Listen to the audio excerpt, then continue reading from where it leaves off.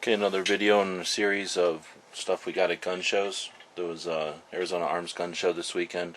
That's a association of gun owners that put together gun shows, so they're the promoters. I'm a member. Everybody on the team is a member. Most of the gun shops that we work with here in town are members, and they're really interesting gun shows. A lot more private sellers than some of the bigger shows, and a lot fewer of the professional gun show vendors. Anyway, it was a unique show and had a couple of dollars to spend, so ended up with a pretty good pile of loot. Started off with some 7.62 by 39. I'm a collector, and this was not expensive, and then it's up with quite a few head stamps. And these are dummy rounds. You can tell by the crimped case there, and no primer. Some Chinese. I like the box, and I don't mind, investing. Maybe there's a couple of head stamps I didn't already have, so that's started out with. From the same guy. This was a private seller, just a guy selling some of his collection, I guess, or some of the stuff he had in his shooting closet. Got a bunch of different types of 22 short. Some old Remington High Speed, some newer Remington High Velocity, some Winchester Super X in a couple of different boxes. Then some Winchester just Target with standard velocity. Then the CCI in the green box. Those are kind of neat. And then a couple of boxes of the Champion, so I can shoot some of that.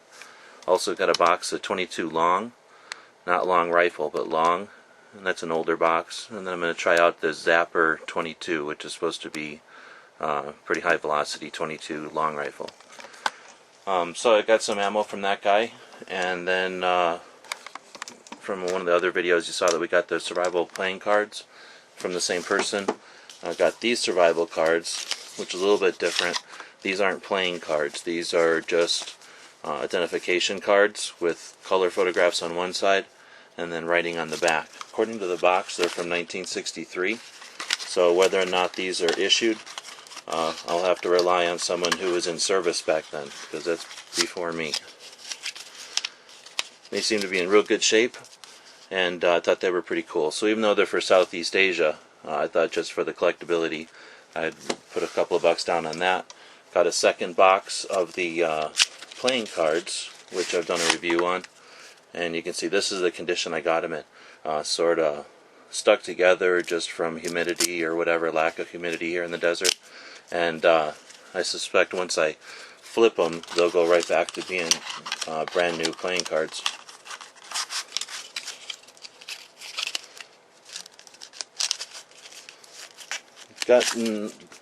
Buying these survival cards got me thinking about my aircraft recognition cards, and saw these at the show, and these are the actual issued deck, at least as far as I'm aware.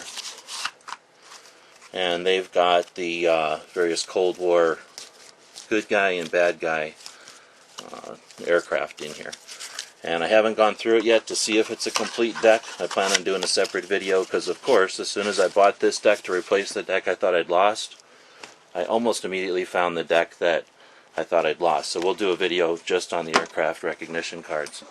And then again, we've done a video on these survival cans, but I went ahead and bought a couple of more. And I also got a couple of these MRE heaters in a light green and a dark green. They're labeled 1991, and since they're cheap enough, I went ahead and got both varieties to add to my collection of MRE heaters. Honestly, I don't think I've seen that variety before, so now I have two more to add to my assortment. And then I guess last up, I bought a whole bunch of these little containers just because they were really cheap, less than $1 a piece. I guess I got them in 3 different colors, green, one green, a couple of yellow, and some blues. And they just sort of pop open, and I don't know if they're made for it or if they just happen to work out really well to hold 4 1, 2, 3 batteries.